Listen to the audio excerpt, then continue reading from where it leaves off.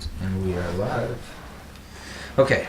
Please state your name, title, and company affiliation. Yes. I'm Reese Morgan. I'm the founder and CEO of CubeChain. Can you talk a little bit about your background related to blockchain and healthcare and how things have brought you to where you are today? Sure. I have an undergraduate in computer engineering, and I was the 53rd systems engineer at Microsoft. So I was at Microsoft, and then I retired in 1996 and opened up an equity investment company. Things were good. It was nice. Wasn't doing too much investing in energy and a lot of the .com and things, and so a lot of real estate. Not too much was really going on. And then I got bored and basically went back to work for a large microwave backhaul company, and then retired again. And I went to a blockchain conference, and right away I knew this was going to be disruptive and how different it was, and how very seldom in life something like this comes along. So originally I thought it was a technology and then a protocol, but now being in it for 4 years and running CubeChain, it's really a movement.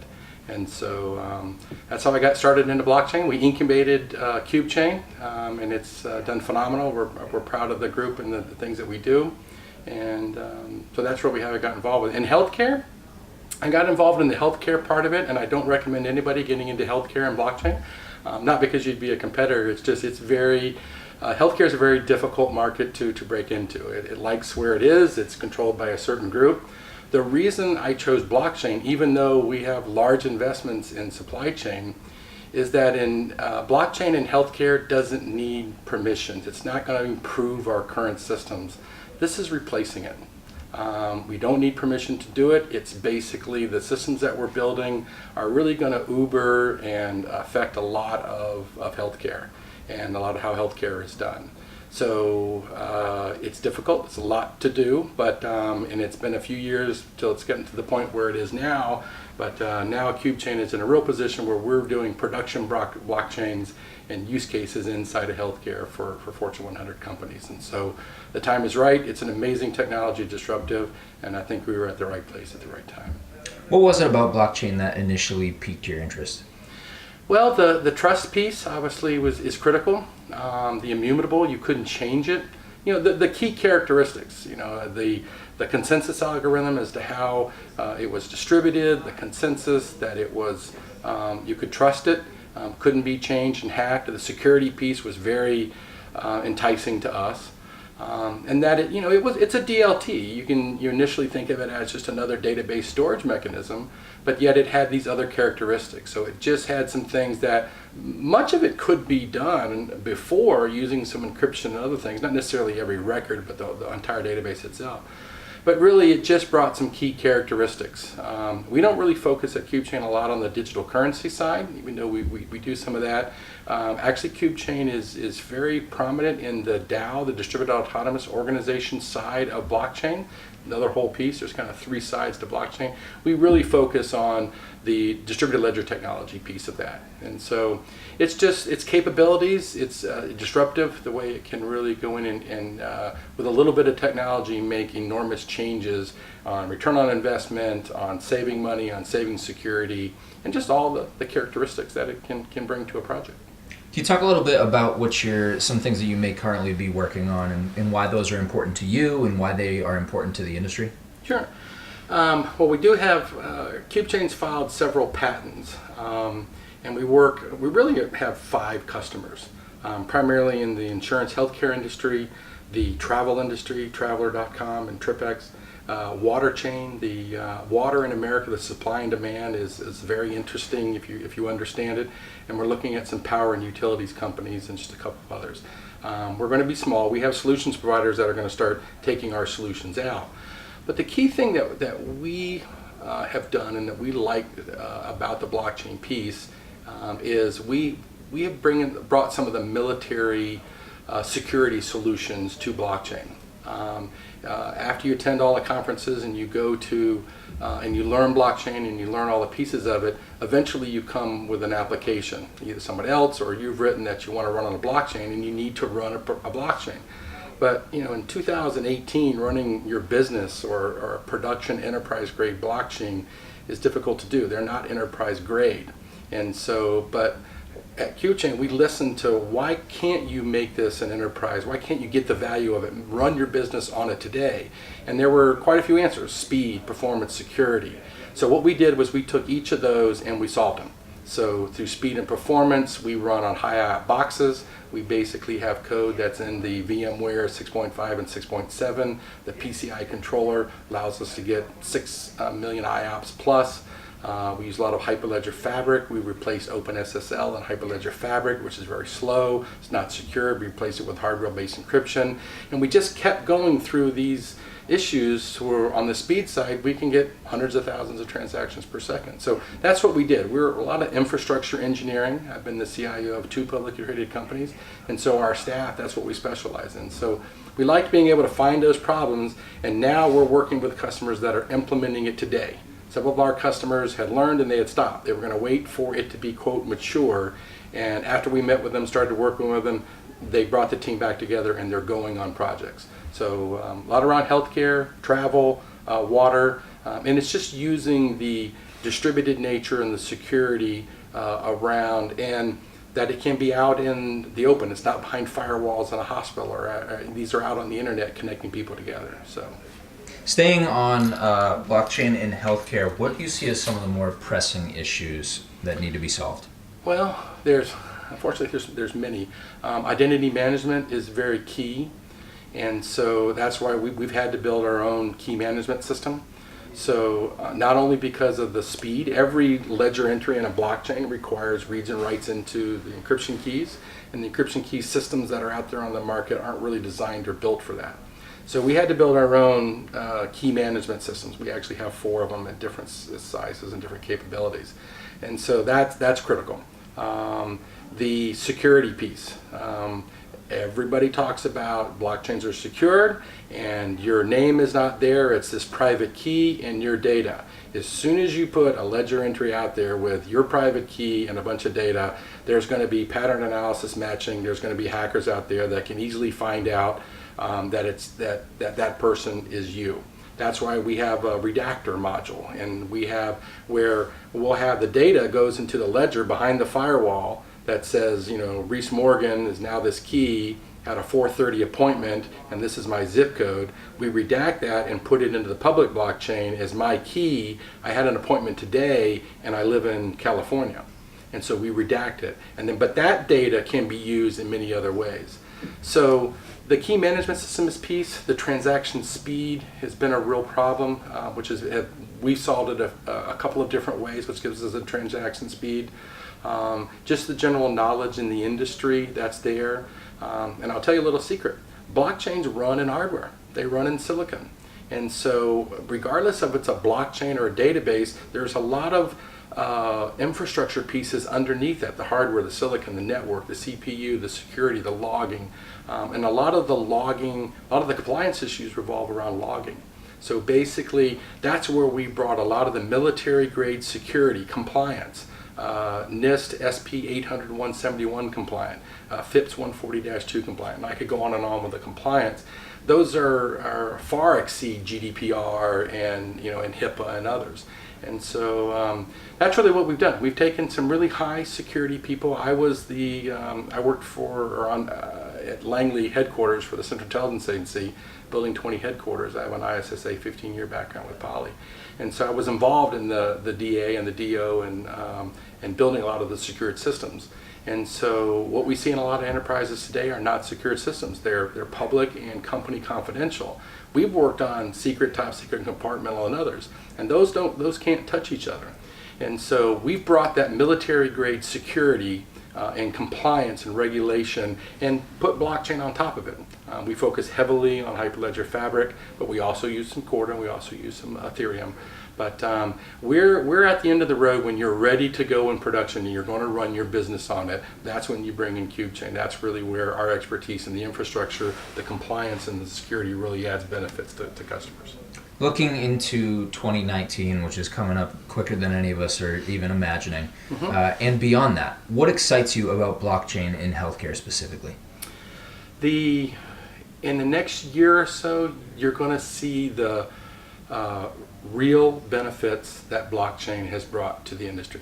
We've talked about it for years, all these characteristics. It's coming. There's a lot of hype. There's things that it can do. There's very few that people know about production-based blockchains. I am here to tell you there are many, many production-based blockchains running businesses and running parts in the military. Very sophisticated that are running. So when someone tells you they're really not out there, they're not lying to you. They're just not aware of a lot of the ones that we're aware of. But in general, the next couple of years, they're going to be moving into production. And then you're going to start getting the statistics. We installed this. We built blockchain behind this application, and this is what it did for our business. And I think that is, you're going to see even a greater acceleration in the technology use, because they're going to really have business people see the benefits that blockchain has brought to their organization. So that's the thing I'm most excited about, is we're going to get out of some of the early stages. I was at Microsoft in the early days, and there was a lot that had to be built upon. We're fortunate now to have all that out of the way. That's really where the industry right now. We have to have all these pieces before we can do other things. For the very few, and as I said, it's not difficult and it's not perfect, but for the very few companies that can do it, they can start using them in production today, running their business on it, and there'll be more and more of the years to come. This is just getting started. This, it really popped out in 2013 when the blockchain kind of got recognized underneath Bitcoin. So it's very, very young. But if you're thinking out there to get into blockchain, and are you too late? You're not late. This is just getting started. You can literally have careers, many, many years in careers in this. There's a lot of pioneers that come to this conference and are doing other things, and CubeChain's one of them that's really kind of laying a lot of the foundation. But this is going to be a huge industry. It is real. It's real disruptive. It's not all hype. And I think I see just an incredible, I would encourage people to get into it. I think it can be a great career choice and a specialty that someone could have an entire career in. One theme that has definitely been established both on stage and just in the halls here at the conference has been collaboration, and how the community has been coming together to really unite behind a lot of these ideas. Is that something that you see? Do you see that increasing in your work, the collaboration, the partnerships, and how do you see that being beneficial, if so, for the industry? Yes, and I see it, and I'll be honest with you. In a lot of other businesses that I built, it's not there. It's definitely here. It's a very small community, and it's a very powerful technology. And as I said earlier, it's really a movement. I am so excited every day about the talent that is coming into this industry, the people that are at this conference and the speakers. It's attracting some of the top talent, the top companies in the industry, and it is an amazing technology. And collaboration-wise, rising tides rise all boats. I do a lot of presentations. I speak all around the U.S. and the world. Several of them I've done with Brock Pierce. And people do ask me, why are you telling people these pieces? The biggest challenge that I have in building CubeChain is the understanding of blockchain out in the commercial world and out in the world. They don't understand what it is. And if I have to spend hours educating them as to really what it is before they would even look at it, those are just hours that are lost. And so even when we're not relying on Solidity as much as we were, there were only 12, 14,000 developers out there that could really do it. We need hundreds of thousands of these. And so the collaboration is the companies that are really in it, they know that there's a long way to go, and that working together will help the industry better. So literally, and I think part of blockchain in general allows fierce competitors to work together. It's part of really what it does. So it's amazing. We don't necessarily have a lot of competitors, and a lot of companies are kind of finding their gap in the marketplace, but there are some ones that are kind of general blockchain kind of consulting, and a part of what CubeChain does is that. But plenty of business. There's the more we all raise the understanding and the knowledge of the industry, of its capability, the better it is for all of us. So you're not seeing that revenue playing or any of that. That's really in the industry, which is it's just amazing to see. It's real. It's not just something people are talking about. I see it all the time, and we welcome more companies, please, to get in, because like I said, there's a lot of business, there's a lot of benefit for this, And my background, I didn't mention in the beginning, my father's a doctor, my daughter's pharmaceutical chemistry at UC Davis and was in pre-med. My son's clinical nutrition. I'm the black sheep of the family in computers. And so we have two doctors that basically work, Dr. Joseph Story and others that work directly in CubeChain. And so that's kind of my way of giving back into the medical community. And so I'm proud of that work. People come to CubeChain to work with us, either as a consultants, because of the work that we do and how it's related to healthcare. They like that cause. Money's one thing, but they also, you're not going to get someone, no matter what you pay them, doing the critical pieces that we do in some of the development unless they like what you're involved with. They can get jobs anywhere. And so that's another key piece. So it's just a very interesting, and there's a lot of collaboration, and it's healthy.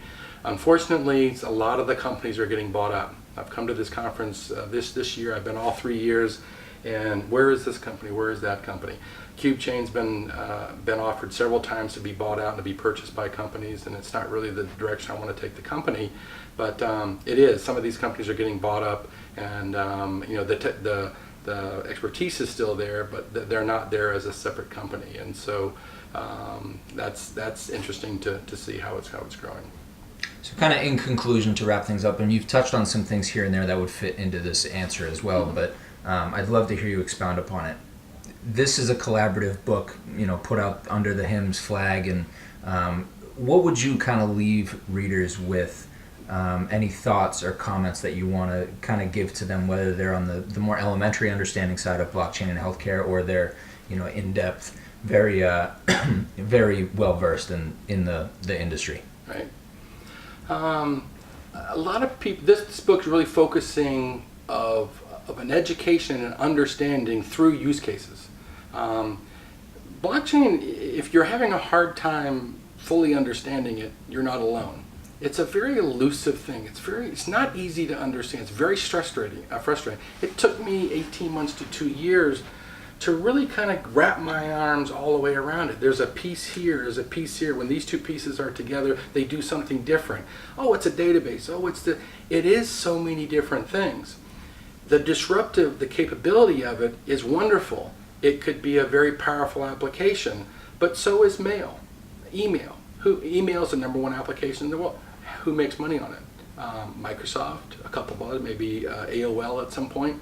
But so is it one of those things that's wonderful, but how do you make money in it? There's obviously 1.6 billion in 2015, I think, went into blockchain. A lot of the venture capital, more than all the venture capital that went into all the companies in 2014. So I think now there a lot of them have come and gone. I think the capability that it has is there, and I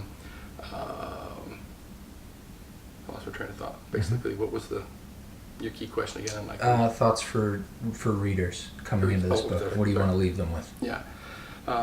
So with this book, the use cases, when you go to educate, someone asks, what is blockchain? I've been asked 1,000 times, and every time I'm asked the question, I answer it a little bit differently. I answer it with a little more education than what I did before.